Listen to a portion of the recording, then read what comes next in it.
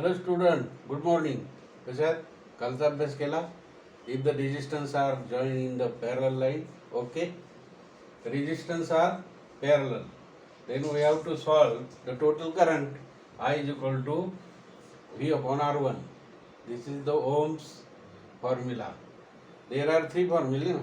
We have to use this formula I1, I2, I3. I1 is equal to V upon R1. I2 is equal to V upon R2. I3 is equal to V upon R3. Why? Because they are in parallel.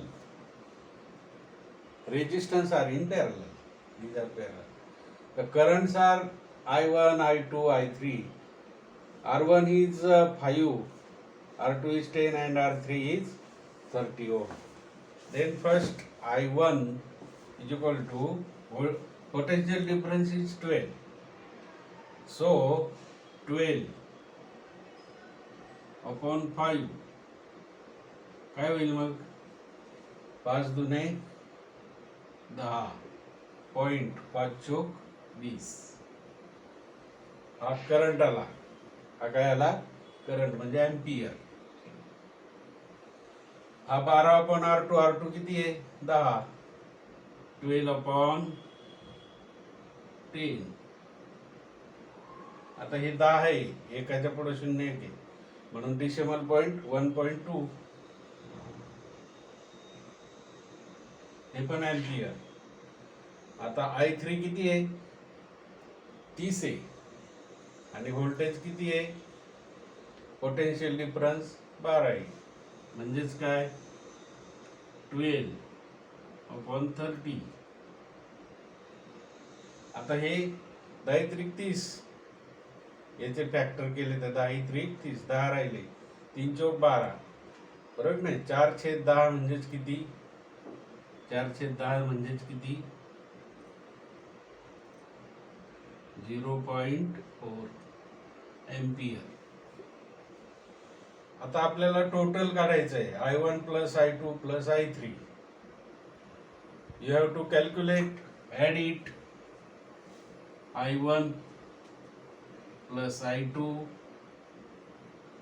Plus I3 is equal to total आहे.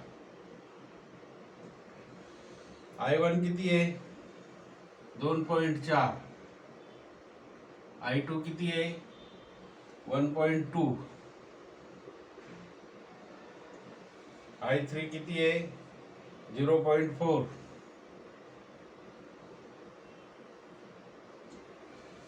मग आता याची बेरीज करा. 2 आणि 1 3 बरोबर 3 आणि 4.2 6.4 10 3 आणि 1 4 म्हणजे 4.0. हा झाला 4.0 टोटल आहे. Therefore I is equal to 4.0 ampere. हे झालं आन्सर. ओके, हे झालं आन्सर. ही फिगर फार महत्वाची आहे 2 मार्कासाठी 10वी 12वी. आता हे parallel resistance R1 R2 R3 are in parallel. Ammeter म्हणजे current flowing through this resistance R1 R2. Then the voltage potential difference is 12. So we have to calculate I1, I2, I3 with the help of formula. Which formula? Ohm's law. I1, that means V is equal to I1 R1. 3 formula we have seen already. 3 formula ओमच्या लॉचे पाहिले होते आपण नाही का? म्हणजेच R is equal to V upon I म्हणजेच I1 is equal to V upon R1. असे 3 फॉर्म्युले याच्यावरून आपण हे सोडवलेले. आता तुम्ही पण R1 R2 R3 वेगळे घेऊन करंट टोटल करंट काढा. पोटेन्शियल डिफरन्स वेगळा घ्या आणि 2 मार्कासाठी तुम्हाला हे वार्षिक परीक्षेला आहे. Okay, study gone. Okay, bye.